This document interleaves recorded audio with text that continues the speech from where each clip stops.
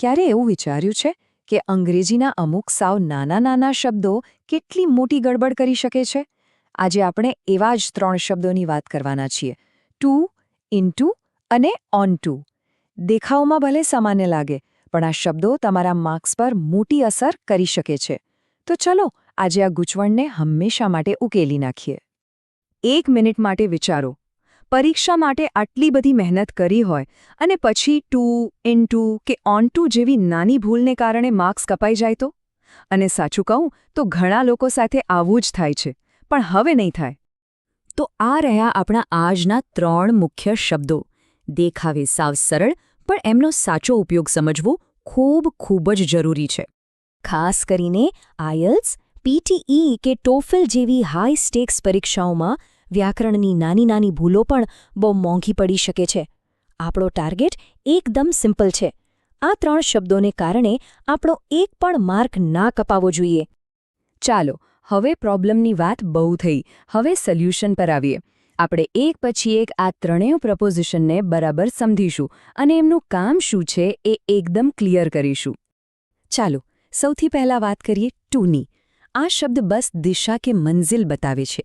જેમ કે શી walked to the store, મતલબ કે એ સ્ટોર તરફ ગઈ, પણ એ સ્ટોરની અંદર ગઈ કે નહીં એની આપણને ખબર નથી. બીજા ઉદાહરણો જોઈએ.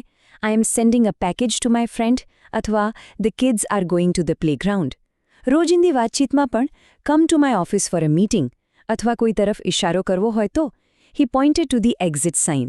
આ બધામાં ફોકસ ફક્ત પહોંચવાની જગ્યા પર છે, પ્રવેશ પર નહીં. હવે વારો છે ઇન્ટુનો.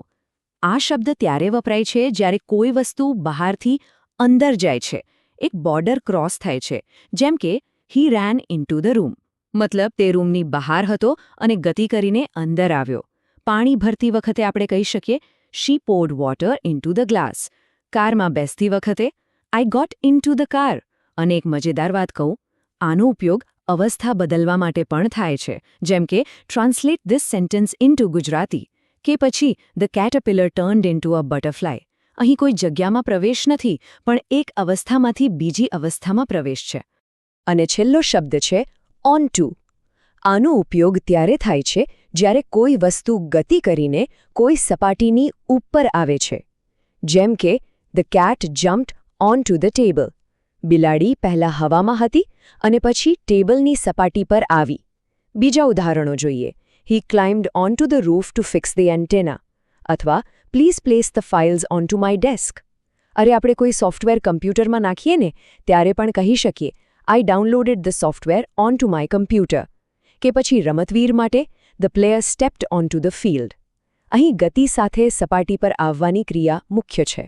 સારું, તો હવે આપણે ત્રણેયને અલગ તો સમજી લીધા, પણ સાચો ફરક તો ત્યારે દેખાશે જ્યારે આપણે એમને બાજુમાં રાખીને જોઈશું. ચાલો એ પણ કરી લઈએ. જુઓ, અહીં કેટલું ક્લિયર દેખાય છે. વોકડ ટુ ધ પાર્ક એટલે પાર્કની દિશામાં જવું. વોકડ ઇન્ટુ ધ રૂમ એટલે રૂમમાં દાખલ થવું. અને ક્લાઇમ્ડ ઓનટુ ધ ચેર એટલે કે ખુશીની ઉપર ચડવું. જોયું? ખાલી એક નાનકડો શબ્દ બદલવાથી આખા વાક્યનો મતલબ જ ફરી જાય છે. આજ તો પ્રેપોઝિશનની કમાલ છે. ચાલો, હવે આવીએ સૌથી ઇમ્પોર્ટન્ટ વાત પર. મોટાભાગના લોકો ભૂલ ક્યાં કરે છે અને એને સુધારવાનો કોઈ સિમ્પલ નિયમ છે? હા, બિલકુલ છે, અને એ બહુ જ સરળ છે. ચાલો સમજીએ. આ ભૂલ તો બહુ જ કોમન છે. આપણે કહીએ હી જમ્પ્ડ ઇન ધ પૂલ, પણ એ ખોટું છે. કેમ? કારણ કે એ પહેલાંથી પૂલમાં નહોતો. એણે ગતિ કરીને અંદર છલાંગ લગાવી. એટલે સાચું વાક્ય છે હી જમ્પ્ડ ઇનટુ ધ પૂલ. એ જ રીતે બિલાડી ટેબલની ઉપર કૂદી, એટલે કે ગતિ સાથે સપાટી પર આવી. તો જમ્પ્ડ ઓનટુ ધ ટેબલ કહેવું વધુ સાચું છે. તો આ રહ્યો એ ગોલ્ડન રૂલ જે તમારી બધી જ કન્ફ્યુઝન દૂર કરી દેશે. ગતિ વિરુદ્ધ સ્થિતિ, એટલે કે મૂવમેન્ટ વર્સિસ પોઝિશન. બસ એટલું યાદ રાખો. જ્યારે કોઈ ગતિ, કોઈ એક્શન થતું હોય ત્યારે ઇન્ટુ અને ઓન્ટુનો ઉપયોગ કરો. અને જ્યારે કોઈ વસ્તુ પહેલેથી જ સ્થિર હોય, એની પોઝિશન બતાવી હોય, ત્યારે ઇન અને ઓનનો ઉપયોગ કરો. બસ આટલું જ છે. ચાલો આને ઉદાહરણથી એકદમ પાક્કું કરી લઈએ. હી વોકડ ઇન્ટુ ધ રૂમ. અહીં ચાલવાની ગતિ છે, પણ જ્યારે પહેલેથી જ રૂમમાં હોય તો આપણે કહીશું he is in the room. આ એની સ્થિતિ છે. એવી જ રીતે the book fell on to the floor આ પુસ્તકની પડવાની ગતિ છે, જ્યારે the book is on the floor એ પુસ્તકની સ્થિર સ્થિતિ બતાવે છે. આ નાનકડો તફાવત જ બધો ખેલ પાડી દે છે. હવે સવાલ એ થાય કે આ બધું શા માટે આટલું જરૂરી છે? કારણ કે આ જ નાની નાની વાતો પરીક્ષામાં તમને બીજાઓથી આગળ લઈ જાય છે. આ નાનકડું જ્ઞાન તમારા સ્કોરમાં મોટો સુધારો લાવી શકે છે. જરા વિચારો, રાઇટિંગ ટેસ્ટમાં સાચા પ્રેપોઝિશન વાપરશો તો ગ્રામરનો સ્કોર સીધો જ વધી જશે. સ્પીકિંગ ટેસ્ટમાં તમે વધારે નેચરલ અને કોન્ફિડન્ટ લાગશો. અને જીઆરઈ કે ટોફલ જેવી પરીક્ષાઓમાં સેન્ટેન્સ કરેક્શનના સવાલો તો આના વગર ઉકેલવા લગભગ અશક્ય છે. જેમ કે આ વાક્ય જુઓ, I moved into a new apartment last year. અહીં ઇનટુનો ઉપયોગ સ્પષ્ટપણે બતાવે છે કે એક જગ્યાએથી બીજી બંધ જગ્યામાં પ્રવેશ થયો. આ નાની નાની ચોકસાઈ જ પરીક્ષકને બતાવી દે છે કે તમારી અંગ્રેજી ભાષા પર કેટલી સારી પકડ છે. ઓકે, તો આખા વિષયને ફટાફટ રિવાઇઝ કરી લઈએ. બસ 3 વાત યાદ રાખવાની છે. ટુ એટલે કોઈ દિશા કે ગંતવ્ય, ઇનટુ એટલે બહારથી અંદર પ્રવેશ, અને ઓન્ટો એટલે કોઈ ગતિ સાથે સપાટી પર આવવું. બસ આટલું યાદ રાખશો તો ક્યારેય ભૂલ નહીં થાય. અને જતાં જતાં એક સવાલ તમારા માટે.